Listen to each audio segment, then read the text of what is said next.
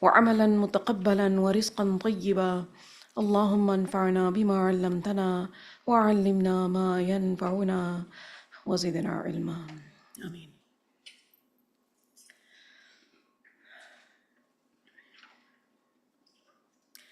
Okay, let's continue with lesson number 151, Surah al-Kahf, verses 27 to 44. In verse number 29, Allah mentions, وَقُلِ الْحَقُّ مِنْ رَبِّكُمْ فَمَنْ شَاءَ فَلْيُؤْمِنْ وَمَنْ شَاءَ فَلْيَكْفُرْ. And say, the truth is from your Lord, so whoever wills, let him believe, and whoever wills, let him disbelieve. إِنَّا أَعْتَدْنَا لِلظَّالِمِينَ نَارًا أَحَاطَ بِهِمْ سُرَادِقُهَا. Indeed, we have prepared for the wrongdoers a fire whose walls will surround them. وَإِن يَسْتَغِيثُوا يُغَاثُوا بِمَاءٍ كَالْمُهْلِ. And if they call for relief, they will be relieved with water like murky oil. يَشْوِي الْوُجُوهِ, which scalds their faces. بِئْسَ الشَّرَابِ, wretched is the drink. وَسَاءَتْ مُرْتَفَقًا, and evil is the resting place. On the other hand, إِنَّ الَّذِينَ آمَنُوا وَعَمِلُوا الصَّالِحَاتِ, indeed those who have believed and done righteous deeds, إِنَّا لَا نُضِيعُ أَجْرَ مَنْ أَحْسَنَ عَمَلًا. Indeed, we will not allow to be lost the reward of any who did well in deeds. Any who performed righteous deeds. أُولَئِكَ لَهُمْ جَنَّاتُ عَدْنٍ. Those will have gardens of perpetual residence. Who is those referring to? Those who have belief, they have iman, and they perform righteous deeds. Right? أُولَئِكَ لَهُمْ جَنَّاتُ عَدْنٍ. Those will have gardens of perpetual residence. تَجْرِي مِن تَحْتِهِمُ الْأَنْهَارُ. Beneath them, rivers will flow. This is their outcome. The term adan from Ain, Dal, Nun, adana means to remain, or to stay, or to dwell. The expression adana bihi means he remained or stayed in a place.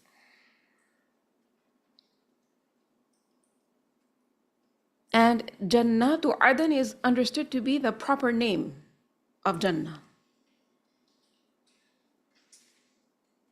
And also it is a place of permanent residency. The blessings within Jannah also are permanent. And of the blessings of Jannah is that no one within Jannah will see anyone else being more blessed than him by way of being jealous or spiteful. And of the punishments in the hellfire is that each one within the hellfire will not see anyone who is more in punishment than himself. We learn that Rasulullah, he said, 2 gardens, the utensils and the contents of which are of silver. He described Jannah this way. And 2 other gardens, the utensils and contents of which are of gold.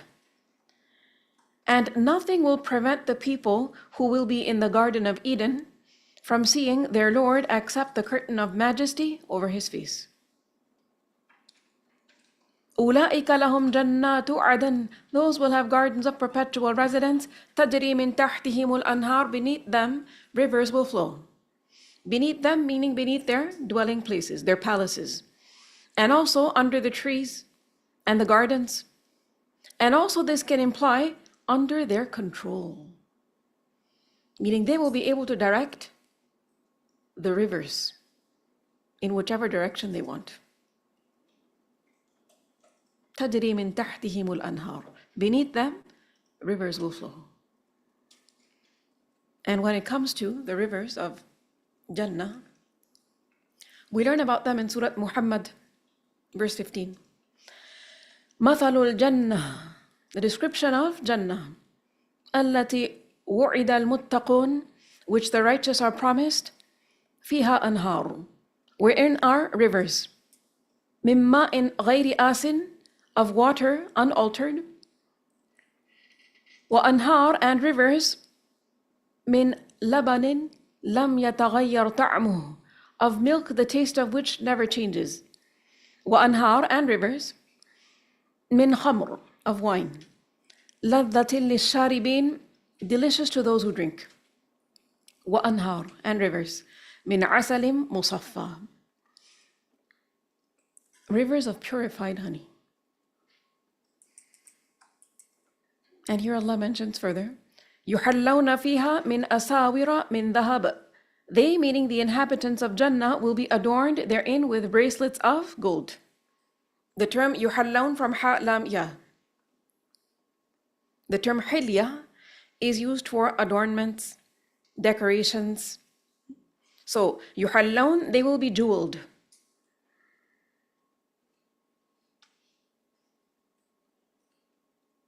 من أساور من ذهب, with bracelets of gold. In Jannah, the people of Jannah will be decorated, adorned, made to look beautiful. And these adornments will be put on them. They won't even have to bother themselves in terms of having to put the adornments on themselves. The adornments will be just simply added onto them, put onto them. They won't be discomforted even this much that they have to adorn their own selves. Think about it in this dunya. If you decide that you're going to adorn yourself, you have to really sit down and think about what you're going to wear, how you're going to match your jewelry to your clothing, etc. You have to take out enough time to coordinate everything that needs to be coordinated. And sometimes it seems like too much of a headache, too much of an investment of time. Especially when you know that you're going to just go on and undecorate yourself after a couple of hours. Right? Wash away all the makeup. But in Jannah, this adornment of the people of Jannah will be permanent, first of all. It will stay with them. It's not going to be just simply washed down the drain. And this adornment will be put on them. يُحَلَّوْنَ فِيهَا مِنْ أَسَاوِرَ مِنْ ذَهَبٍ. They will be adorned therein with bracelets of gold. The term asawir, plural of suwar, from sin wa ura, from the term sara yasuru, which means to become elevated. So the term suwar is used for a bangle or a bracelet. And it is mentioned here that these bracelets will be of dhahab, gold. We learn that Rasulullah sallallahu alaihi wasallam, he said that Allah the Exalted and Glorious said, I have prepared for my pious servants that which the eye has not seen, and the ear has not heard, and no human heart has ever perceived of. And then he recited verse 17 of Surah As-Sajdah, فَلَا تَعْلَمُ نَفْسٌ مَا أُخْفِيَ لَهُم مِّن قُرَّةِ أَعْيُنٍ جَزَاءً بِمَا كَانُوا يَعْمَلُونَ. And no soul knows what has been hidden for them of comfort for eyes as reward for what they used to do. So this gold that is being mentioned here is not like the gold of this dunya. It's beyond imagination in terms of its beauty, in terms of its refinement. وَيَلْبَسُونَ ثِيَابًا خُضْرًا مِّن سُنْدُسٍ. And they will wear green garments of fine silk. The term yalbasun from lam ba sin, libas, is used for clothing. Thiyab, plural of thawb, which is used for a garment. So they will wear green garments.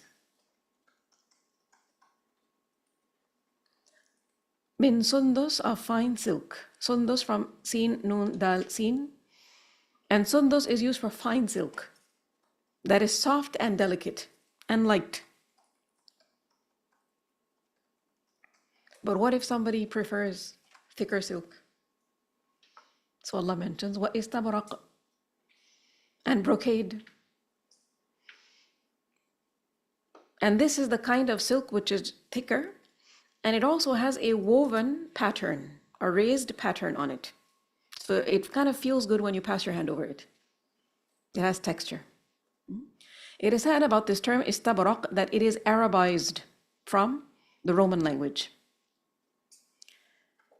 Now, when it comes to silk, Okay? If you try wearing a silk hijab and you use pins, what happens? It doesn't look that great anymore because, it has holes, right? Also, when you wear silk garments, you have to be very careful because they can easily get stained. And it's very difficult to take those stains off. So they can easily be torn, silk garments, and they can easily be stained. All issues of this dunya. No such issues in Jannah. Okay? So the people of Jannah will wear silk and types of silk as the normal dress, the usual dress. In this dunya, we select silk garments only on occasions, special occasions. When we know that we're going to be able to, handle our clothing such that it doesn't get torn, it doesn't get stained. We wear it for, a couple of hours, then we quickly take it off and then put it away so that it doesn't get damaged. So these are the delights of Jannah. Adornment, silk clothing. مُتَّكِئِينَ فِيهَا عَلَى الْأَرَائِكِ, reclining therein on adorned couches. The term muttaki'in from waw, kaf, hamza, plural of muttaki'. And muttaki' is one who reclines. Ittaka'a means to recline. So they will be reclining therein because they won't have any work to do. And it's not that they're going to be decked up, dressed up in, all kinds of beautiful garments and then they have to just sit still because they cannot move because everybody's eyes are on them. People are just admiring them. All of these things happen in this dunya, right? Think about a bride, decked up, looking beautiful, wearing silk garments. And then what is she made to do many a times? Not always, but many times. Sit on a stage and then she just has to sit. And everybody else can just do what? Look at her or take pictures of her. It's very uncomfortable, isn't it? All issues of this dunya. No such issues in Jannah. So they will be reclining therein. And this is a sign of what? Raha, relaxation. Tama'nina, tranquility. So they will be reclining therein, alal ara'ik, on adorned couches. The term ara'ik, the singular is arikah, from Hamza Ra Kaf. And arikah is used for a raised throne, a couch. It's also used for a type of a sofa which has a canopy on it. So it's covered also for privacy. Ni'ma thawab, excellent is the reward. How good, how excellent is the reward.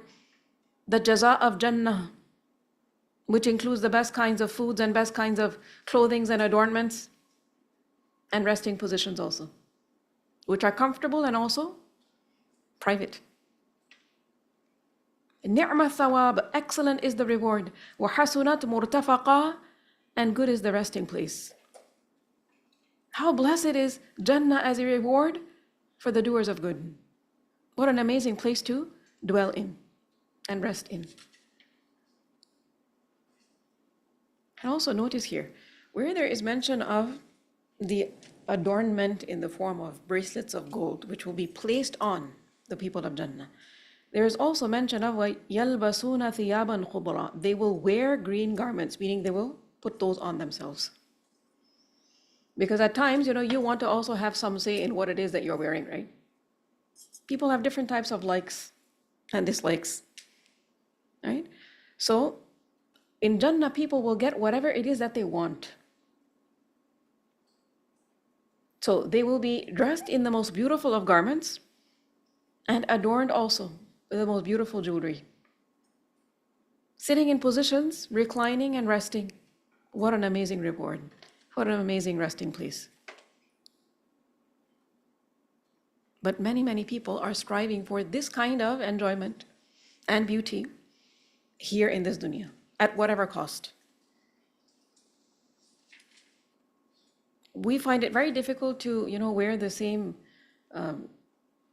fancy clothing in one particular season for like multiple weddings. If we know that there are going to be like 4 or 5 weddings in a particular season, we want like 4 or 5 dresses.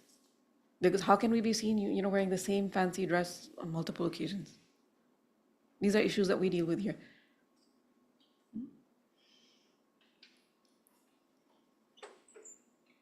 And if it is that we're always focusing on these kinds of matters here in this dunya, how can we focus on ahsan amal? Because think about it, if your focus is on something like this, I know there are like 5 weddings coming up, in this wedding season that is around the corner, and I only have like 2 fancy clothing items that I can wear. What am I going to do?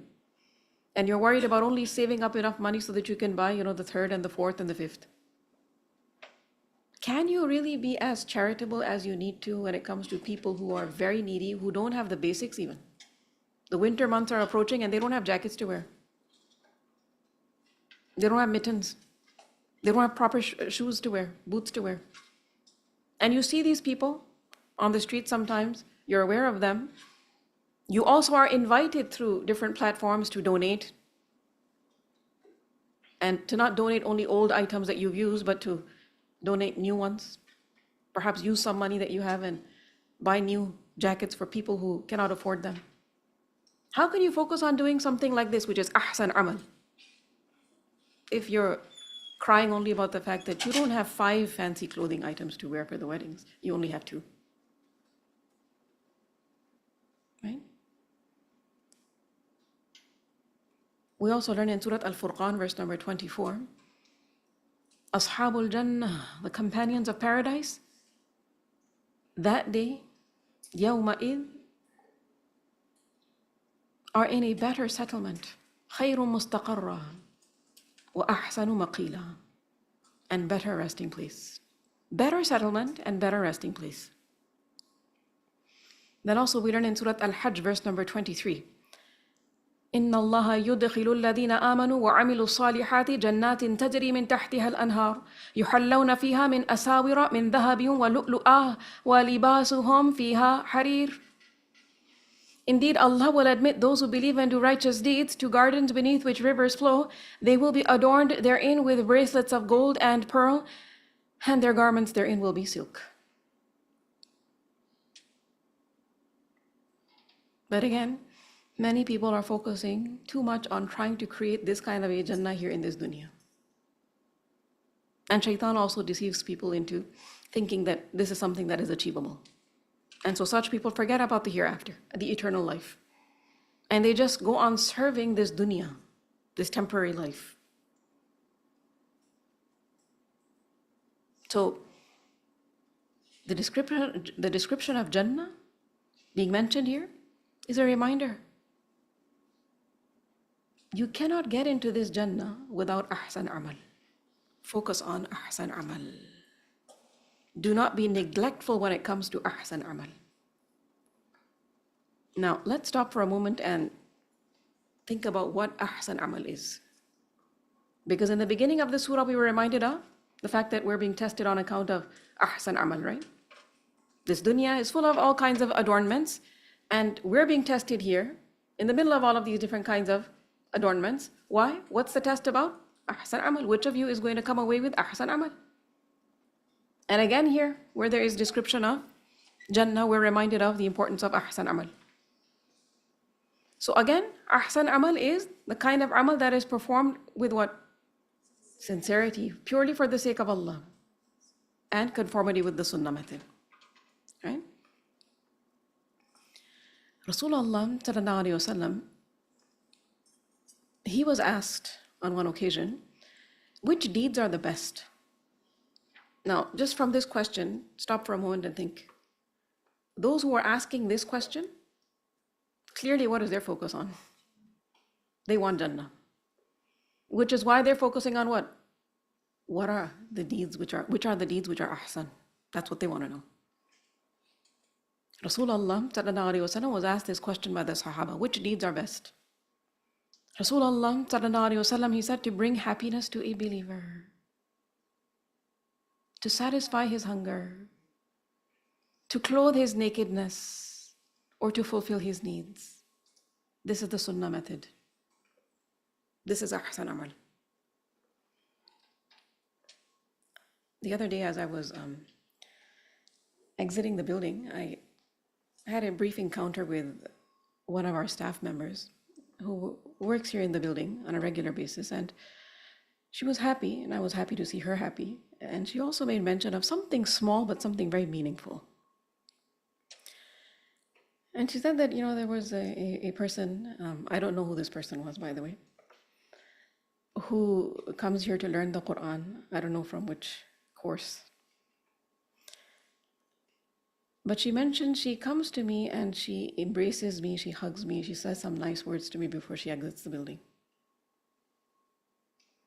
Sometimes when she's buying a few things, from the store, she will buy an extra item and give it to me. And then this lady made dua for this individual.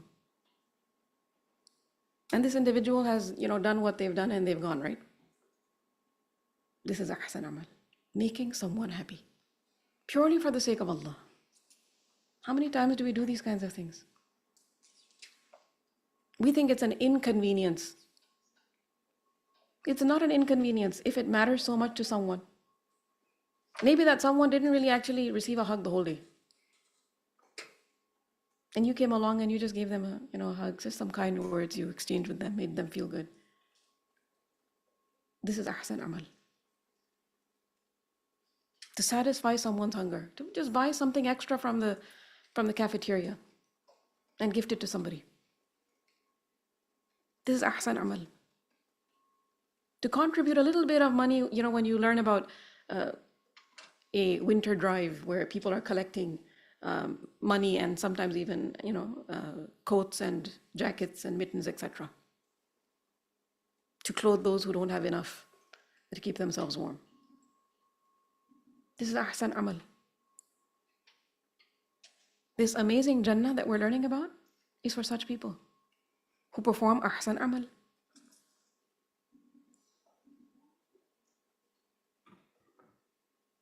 Okay. Take a few minutes just to discuss amongst yourselves some more examples of what ahsan amal includes.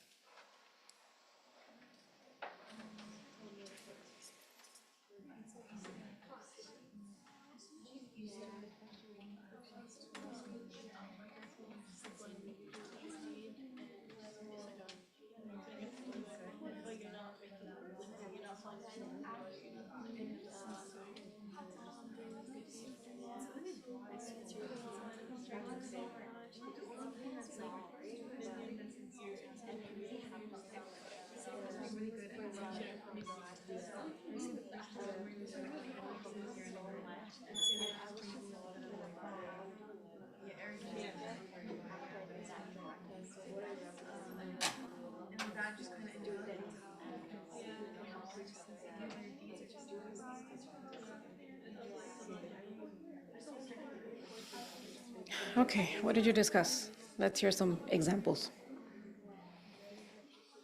What did you discuss with regards to ahsan amal? Yes, Alina, where is the mic? Okay. We were discussing, and I was thinking about this important fact that as we're students and we're here to learn the Quran, how we could help each other. It's really, really important Yeah. because, for example, even like practicing the lesson together, Right, very important. sharing reflections together, it's really important. It just increases our iman and it helps us. Yeah, it helps us support one another in striving towards Jannah. So, somebody has been amongst, your classmates, maybe traveling, and so maybe this person needs some help in terms of catching up some of the missed lessons. You have some, time during lunch break, for example. You sit with them and help them. This is ahsan amal. Many times, we start thinking, no, but I have so many of my own issues. How can I be of help to other people? I'm so broken. How can I give happiness to anybody else? Get over your brokenness and strive in the way of Allah. That's actually therapeutic.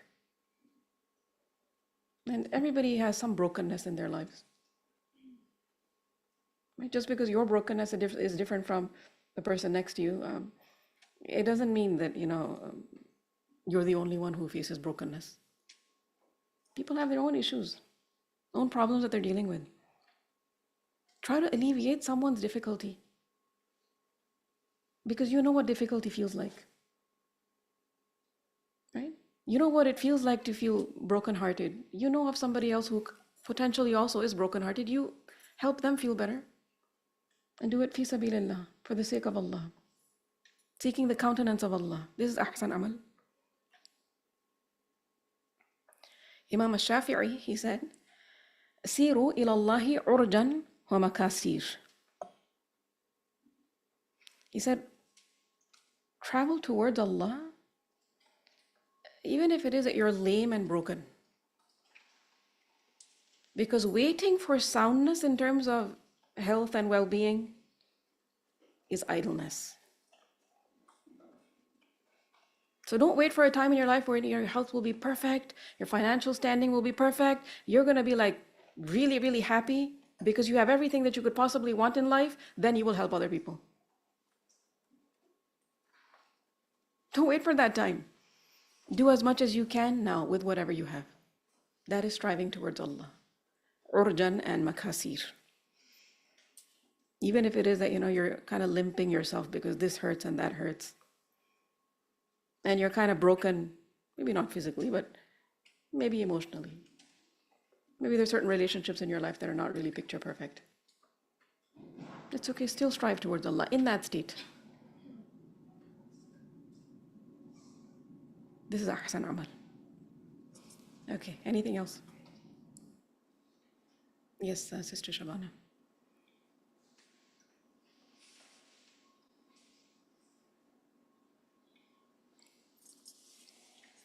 Assalamu alaikum wa rahmatullahi wa barakatuh. Wa alaikum assalam wa rahmatullahi wa barakatuhu.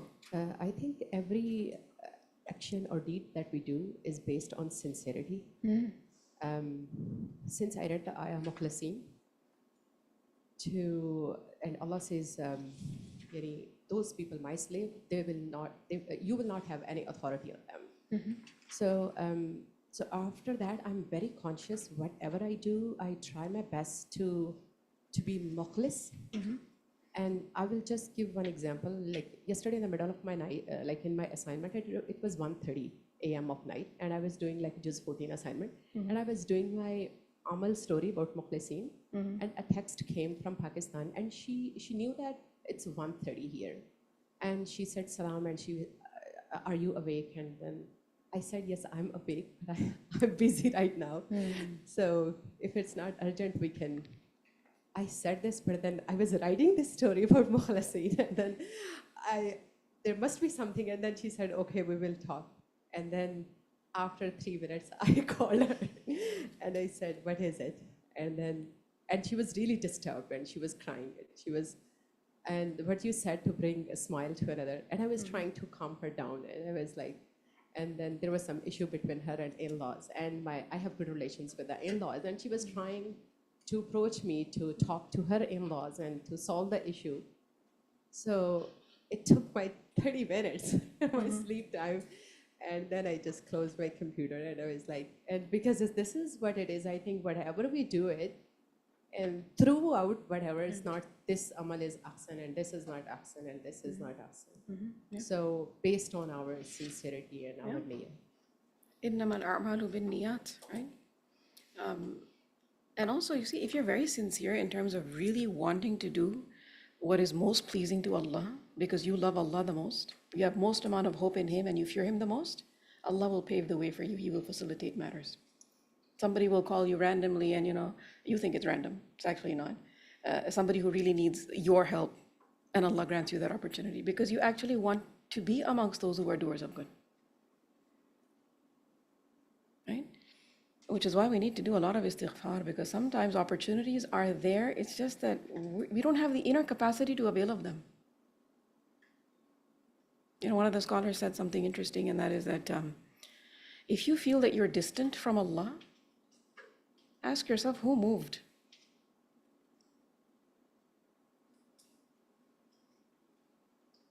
Because Allah is Ar-Rahman, Ar-Rahim. Al-Wadud, Al-Kareem. Yes, He is Al-Aziz, Al-Jabbar. But if you are feeling distant from Allah, who is Ar-Rahman, Ar-Rahim, who moved? So do what you need to do to get back into the position that you really should be in. Okay? La ilaha illa anta subhanak inni kuntu min al-zalimin. Okay, anything else? Yeah, Asil.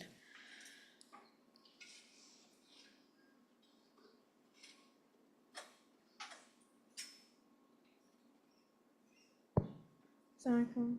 Wa alaikum assalam wa rahmatullahi wa barakatuh. I was thinking that Ahsan Amal could also include that when you're doing a deed for the sake of Allah and you're putting in a lot of effort and you're struggling, don't fall into self-pity and don't complain about it, because then that kind of takes away the reward of it. It takes away the full reward, if like, not all of it. And yeah. Yeah, absolutely. And even if, when it comes to doing good to other people, or even if you think about your own self, when somebody does good to you, right?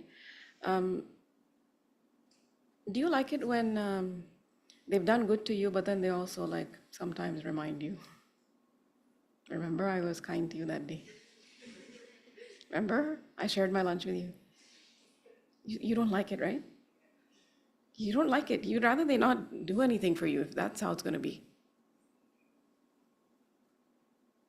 So if we're really doing the good that we're doing for the sake of Allah, as long as we are fully aware that He knows, that's all that matters.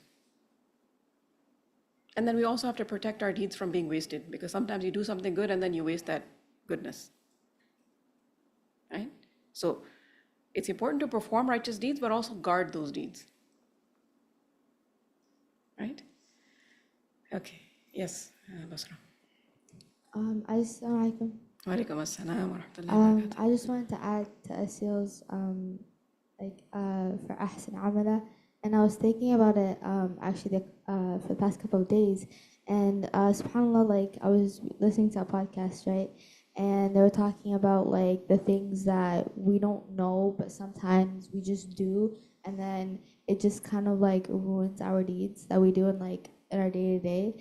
And so I was thinking about like those little things, like lying about something small, or doing some sort of small action to somebody that they didn't like, or what I mean, just not helping somebody that you could have helped. Those small little actions that we do, like kind of like those small little actions kind of destroy our like ahsan amala. And like even when you do something for somebody else, like something good for somebody else, make sure you keep that like that trust and that like that action for that you did for them, because if you like ruin it with something else, then it's not really ahsan amala, is it?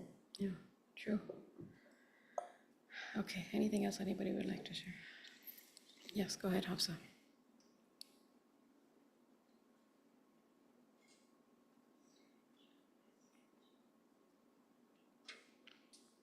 Wa alaikum assalam wa rahmatullahi wa barakatuhu. I was just thinking about the hadith that you mentioned about the Prophet saying that bringing happiness to a believer. Okay, speak a little bit louder. I'm having some trouble hearing you. About bringing happiness to a believer. And I was just thinking how easy something like that is, because I feel like it's just something that we just go over, right? And some people might be having a hard day. Some people might be having a hard day, and when you like smile at them or you give them a hug or you say something nice to them, it just really makes up their day, right? I remember like there was a time where there was a person that just came up to me and you were like, "Oh, your smile is so nice," and I was like, "What?"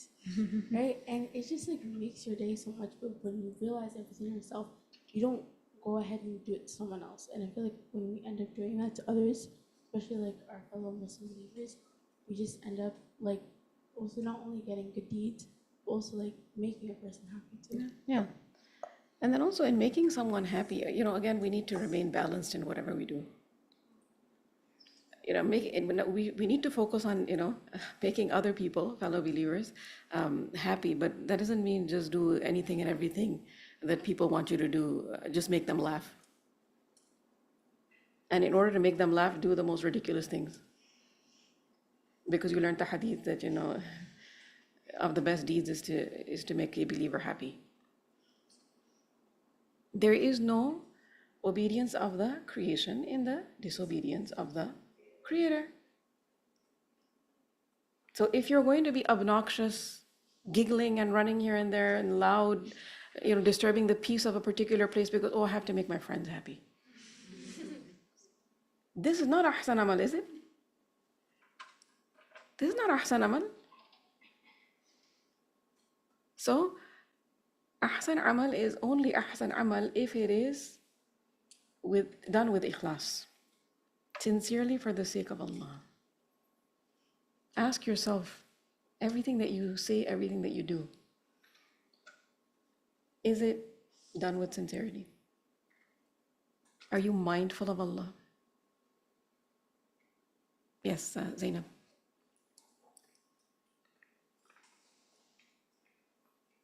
I was just thinking about something that one of my siblings do. I don't know how he tells or whatnot, but like whenever I'm down, he'll just come and he'll just be like, "Can you stand up?" And then I'll be like, "No, I know what you want to do. I don't want to hug." But he'll keep bothering me about it. He'll be like, "No, stand up. I want to give you something." So then I'll stand and he'll give me a hug, and I'll be like, I'll pretend I'm being annoyed and whatnot, but I'll still give him a hug back. And then it's always something that he does whenever I'm down, and I don't know how he tells, but it's just something. Yeah, alhamdulillah. And many times, we're like kind of sort of like in this denial. No, I don't need a hug. I don't need a smile. But we actually do. It's just like, sometimes children, they are really hungry and then you're trying to feed them and they're like, no, we don't want to eat, but they actually do want to eat. Okay? So give what it is that you have to give for the sake of Allah. And also don't expect immediate, results of, in terms of appreciation. And do what you're doing for the sake of Allah. After doing a good deed, you forget about it. Allah knows about it. That's enough. Right? Okay, anything else? Yes, Inza.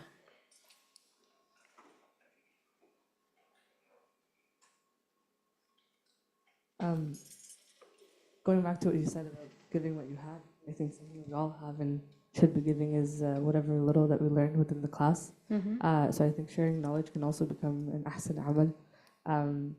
And to Hafsa's point that you don't know what a person needs at a given point in time.